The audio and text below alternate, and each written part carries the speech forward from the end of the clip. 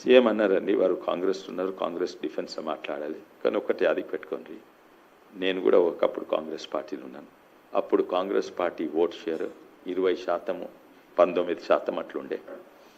తర్వాత ప్రతి ఎలక్షన్స్లో వాళ్ళకి డిపాజిట్ పోతుండే. కానీ లాస్ట్కి వచ్చే వరకు కొన్ని కారణాలు మీకు తెలుసు, మా మీద ఆరోపణ పెట్టిండ్రు.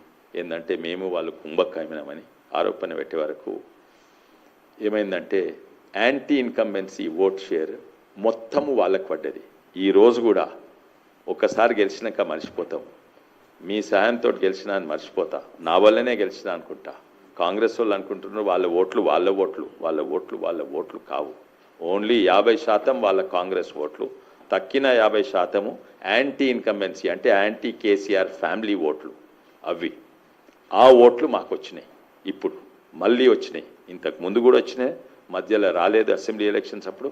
మళ్ళీ ఆ యాంటీ ఇన్కంబెన్సీ ఓట్లు దాదాపు 20% ఉన్నాయి, అవి మాకు వచ్చినాయి తప్పనిసరి. ఎందుకంటే నమ్మకము మా మీద ఉన్నది. అయితే వాళ్ళు అనేది ఓ తీరే చూస్తే అవును, మొన్న కాంగ్రెస్కి వచ్చిన వాళ్ళు ఆ టీఆర్ఎస్కి వేసిన వాళ్ళు మాకు వేసినారు, అది వాస్తవమే. కానీ కాంగ్రెస్కి వేసిన వాళ్ళు కూడా మాకు ఉదాహరణంగా తాండూరులో మా కోalitionకు 4,000 వచ్చినాయి, వికారాబాద్లో మాకు 7,000 వచ్చినాయి. 7,000 ప్లస్ మొత్తం 100% టీఆర్ఎస్ వేసినా కూడా మేము ఓడిపోతుంటుంది. కానీ అదే సుబుత్, ఎందుకంటే అక్కడ మెజారిటీ వచ్చిందంటే కాంగ్రెస్ ఓట్లు కూడా మాకు ట్రాన్స్ఫర్ అయినాయి.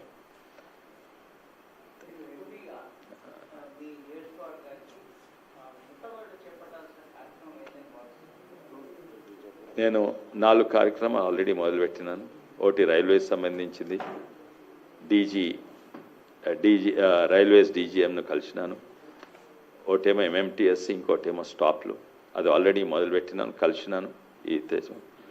అదే కాక హైదరాబాద్ బీజాపూర్ హైవే అనేది అది రిజ్ లైన్ రోడ్నే వెడల్పు చేసి హైవేగా మార్చేందుకు ప్రయత్నం చేస్తున్నారు. అది రియల్ ఎస్టేట్ ఇంట్రెస్ట్ ఏదో, అంటే రిజ్ లైన్ రోడ్ అంటే వంకర్ తిక్కర్ ఉంటుంది. భూస్వీకరణ ఇది రాష్ట్ర ప్రభుత్వం రెస్పాన్సిబిలిటీ, బాధ్యత. అట్లనే వంకర్ తింకర్గా భూస్వీకరణ చేసిండ్రు.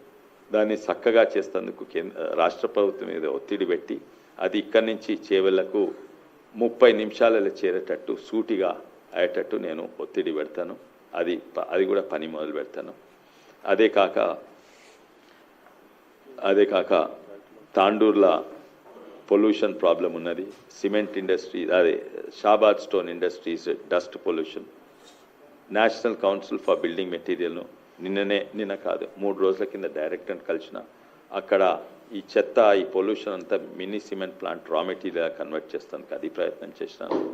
తర్వాత 100 కోట్లు కిషన్ రెడ్డి గారు యూనియన్ టూరిజం మంత్రిగా 100 కోట్లు వికారాబాద్ జిల్లాకు కేటాయించారు. అయితే అవి కూడా ఇది ఇంప్లిమెంటేషన్ మన టూరిజం డిపార్ట్మెంట్ తోటి అవుతుంది. అయితే టూరిజం డిపార్ట్మెంట్ను పోయి కలిసినాను. అది ప్రజలకు మ్యాక్సిమం 100 కోట్లతోటి మ్యాక్సిమం మా ప్రాంత ప్రజలకు లాభం అయ్యేటట్టు ఎట్లా అని అది ఎల్ఎన్టీకి వాళ్ళు కన్సల్టెంట్గా పెట్టిండ్రు. ఎల్ఎన్టీ తోటి కలుస్తున్నాను. అయితే ఎందుకంటే వాళ్ళకు టెక్నికల్గా తెలుసు కానీ ప్రాంత ఇష్యూస్ మంచిగా తెలియదు, అది కూడా మొదలుపెట్టినాను. ఇంకోటి టమాటా రైతుల సమస్యలు. ఆల్రెడీ ఒక సైంటిస్ట్ IIIT నుంచి మాతోటి పనిచేసడం మొదలుపెట్టిండు, అది కూడా. సో అయితే నేను ఆల్రెడీ ఈ 4 పనులు అయితే మొదలుపెట్టాను. కానీ 4 పనులు కాదు, 400 పనులు ఉన్నాయి.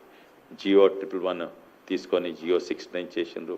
ఇది రాష్ట్ర ప్రభుత్వం కిందనే ఉంటుంది. అయినా కూడా నేను అనుకుంటా ఈసారి రాష్ట్ర ప్రభుత్వం పోయిన నియంత్రణ పాలక కంటే కొంచెం నయం అనుకుంటున్నాను. అయితే వాళ్ళందరితో పోయి ఎట్లా మంచిగా ఉంటుంది, ఇది రాష్ట్రానికి, ప్రభుత్వానికి, ఇంకా ప్రజలకు లాభమయ్యేటట్టు. అట్లే మూసి క్లీనింగ్, చెరువులు క్లీనింగ్, దాంట్లో కూడా తప్పుదారి పోతున్నారు, అది కూడా చెప్తాను. కాళేశ్వరంలో ప్రత్యేకంగా ఈ ప్రభుత్వం తప్పుదారి పట్టింది, దాన్ని కరెక్ట్ చేసేందుకు ప్రయత్నం చేస్తా.